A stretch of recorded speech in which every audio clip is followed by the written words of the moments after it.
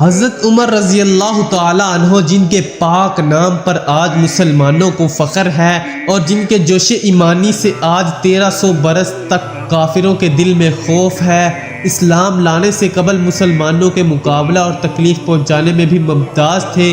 نبی اکرم صلی اللہ علیہ وسلم کے قتل کے در پہ رہتے تھے۔ ایک روز کفار نے مشورہ کی کمیٹی قائم کی کہ کوئی ہے جو محمد صلی اللہ علیہ وسلم کو قتل کر دے۔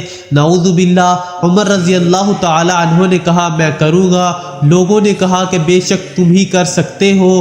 عمر رضی اللہ تعالیٰ عنہ تلوار لٹکائے ہوئے اٹھے اور چل دیے۔ اسی فکر میں جا رہے تھے کہ ایک صاحب قبیلہ زہرہ کے، جن کا نام حضرت سعد بن ابی وقاص رضی اللہ تعالیٰ عنہ ہے اور بعضوں نے اور صاحب لکھے ہیں، ملے۔ انہوں نے پوچھا کہ عمر کہاں جا رہے ہو؟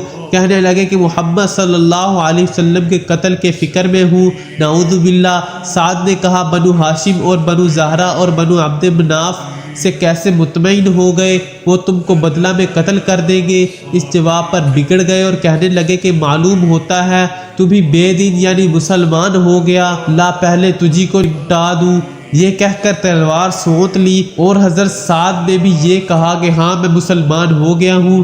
تلوار سنبھالی، دونوں طرف تلوار چلنے کو تھی کہ حضرت سعد نے کہا کہ پہلے اپنے گھر کی تو خبر لے، تیری بہن اور بہنوئی دونوں مسلمان ہو چکے ہیں۔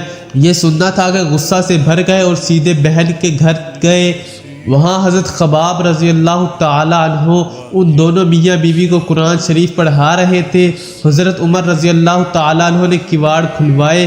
ان کی آواز سے حضرت خباب رضی اللہ تعالی عنہ تو جلدی سے اندر چھپ گئے اور وہ صحیفہ بھی جلدی میں باہر ہی رہ گیا جس پر آیات قرآنی لکھی ہوئی تھی۔ ہمشیرہ نے کواڑ کھولے۔ حضرت عمر رضی اللہ تعالی عنہ کے ہاتھ میں کوئی چیز تھی جس کو بہن کے سر پر مارا، جس سے سر سے خون بہنے لگا اور کہا کہ اپنی جان کی دشمن تو بھی بد دین ہو گئی یعنی مسلمان ہو گئی۔ اس کے بعد گھر میں آئے اور پوچھا کہ کیا کر رہے تھے اور یہ آواز کس کی تھی؟ بہنوئی نے کہا کہ بات چیت کر رہے تھے۔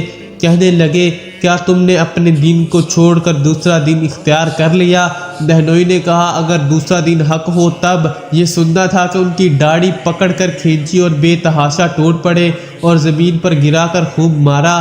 بہن نے چھڑانے کی کوشش کی تو ان کے منہ پر ایک تماچا اس زور سے مارا کہ خون نکل آیا۔ وہ بھی آخر حضرت عمر رضی اللہ تعالیٰ عنہ کی ہی بہن تھی۔ کہنے لگے کہ عمر رضی اللہ تعالیٰ عنہ ہم کو اس وجہ سے مارا جاتا ہے کہ ہم مسلمان ہو گئے۔ بے شک ہم مسلمان ہو گئے ہیں، جو تجھ سے ہو سکے تو کر لے۔ اس کے بعد حضرت عمر رضی اللہ تعالیٰ عنہ کی نگاہ اس صحیفے پر پڑی جو جلدی میں باہر رہ گیا تھا اور غصہ کا جوش بھی اس مار پیٹ سے کم ہو گیا تھا اور بہن کے اس طرح خون میں بھر جانے سے شرم بھی آ رہی تھی۔ کہنے لگے کہ اچھا مجھے دکھلاؤ یہ کیا ہے؟ بہن نے کہا کہ تو ناپاک ہے اور اس کو ناپاک ہاتھ نہیں لگا سکتے۔ ہر چند اصرار کیا، بے وضو اور غسل کے دینے کو تیار نہ ہوئی۔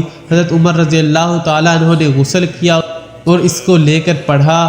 اس میں سورہ طٰہٰ لکھی ہوئی تھی، اس کو پڑھنا شروع کیا اور اننی انا اللہ لا الہ الا انا فاعبدنی واقیم الصلاۃ لذکری تک پڑھا تھا کہ حالت ہی بدل گئی۔ کہنے لگے اچھا مجھے بھی محمد صلی اللہ علیہ وسلم کی خدمت میں لے چلو۔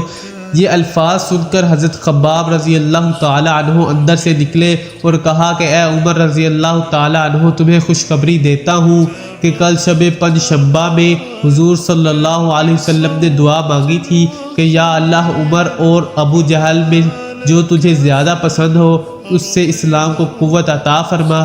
یہ دونوں قوت میں مشہور تھے۔ معلوم ہوتا کہ حضور صلی اللہ علیہ وسلم کی دعا تمہارے حق میں قبول ہو گئی۔